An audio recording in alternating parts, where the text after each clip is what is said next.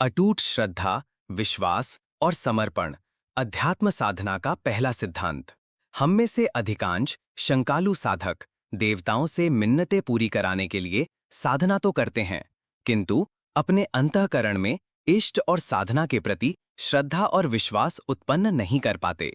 परिणाम स्वरूप उनकी साधना कोरा कर्मकांड बनकर रह जाती हैं। मनुष्य के पास श्रद्धा की ऐसी शक्ति विद्यमान है कि वो भौतिक जगत में बहुत सारे हेरफेर कर सकता है, किंतु वह उसका सही उपयोग करना नहीं जानता है। श्रद्धा के आधार पर ही ब्राह्मण वरदान और शाप देने वे समर्थ होते हैं। श्रद्धा के आधार पर ही रामकृष्ण परमहंस की पत्थर की काली मां जिंदा हो गई थी। श्रद्धा के आधार पर ही भक्त प्रहलाद की रक्षार्थ भगवान विष्णु स्तंभ से निकल आए थे, और श्रद्धा के आधार पर ही एकलव्य के मिट्टी के द्रोणाचार्य वो सिखाने में समर्थ हुए जो असली के द्रोणाचार्य भी नहीं सिखा सके। श्रद्धा में बहुत ताकत है, बहुत शक्ति है।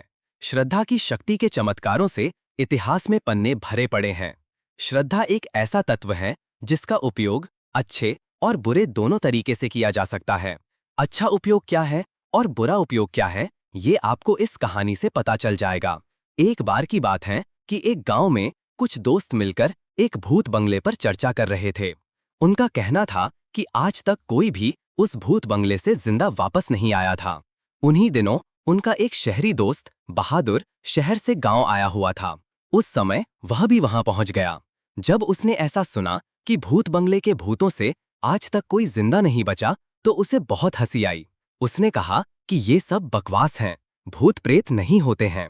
तो उसके मित्र कहने लगे कि ठीक है, हम तेरी बात मान लेंगे यदि तू आज रात को 12 बजे उस भूत बंगले में एक किल ठोक कर आ जाए। उसने कहा ठीक है। अब समय आया 12 बजे का। सर्दी की रात, तेज ठंडी ठंडी हवाएं चल रही थी।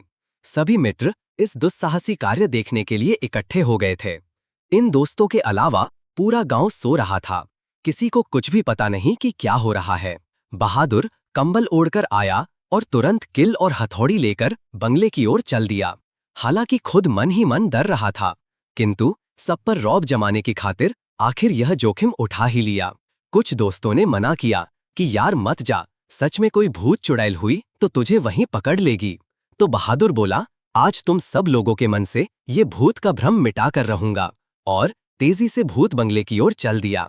हवाएं साए साए कर रही थी। सारे जंगली जानवर सो चुके थे। बहादुर के बंगले में आने की आहट को सुनकर वहां सो रहे पक्षियों के भागने से बहादुर अचानक चौंक गया। फिर उसने डरते हुए बंगले में अंदर प्रवेश किया। अब बहादुर को काली अंधियारी निशा के सन्नाटे कुछ ज्यादा ही व्याकुल कर रहे थे। उसकी हृदय की धड़कनें तेज हो चुकी थी। इतनी सर्दी में भी उसके शरीर से पसीना छूट रहा था। अब तो बस किसी तरह हिम्मत जुटाकर ये काम खत्म करके वहां से भागने का इरादा था। सो वो अपने कार्य को अंजाम देने के लिए वह नीचे बैठा और डरते हुए किल को ठोकने लगा। लेकिन दुर्भाग्य कि अंधेरे में कुछ दिखा नहीं, और किल जमीन पर पड़े उसके कंबल को पार करते हुए जमीन में ठोक गई। अब जैसे ही वह उठकर चला, उसे लगा कि पीछे से उसे किसी ने पकड़ लिया है। ये सोचना ही था कि उसके होश उड़ गए। यह होती है श्रद्धा की ताकत। जब तक बहादुर को विश्वास नहीं था कि भूत होते हैं, वह सामान्य डरा हुआ था, किंतु जैसे ही यह बात उसके दिल में बैठ गई कि मुझे भूत ने पकड़ लिया है, तो उसके प्राण पखेरु उड़ गए। जबकि वहां ना कोई भूत था, ना ही प्रेत। इस तरह हम अपने डर पर श्रद्धा और विश्वास करके अपना ही नुकसान और दुरुपयोग कर सकते हैं, या फिर किसी दैवीय शक्ति, मंत्र या साधना पर श्रद्धा और विश्वास करके उससे लाभ उठा सकते हैं। आप चाहे कोई भी साधना करें, आपका इष्ट चाहे कोई भी हो, लेकिन अगर आपने श्रद्धा से विहीन साधना की है तो आपको कोई परिणाम नहीं मिल सकता। इसलिए अगर आप किसी दैवीय शक्ति से सहायता पाना चाहते हो, लाभ उठाना चाहते हो, तो पहले अपने अंतःकरण में श्रद्धा का बीज बोइए और उसे निरंतर सींचते रहिए। तभी आपको वह लाभ होगा जो उस साधना के महात्म्य में बताया गया है। जैसा हमारे शास्त्रों में बताया गया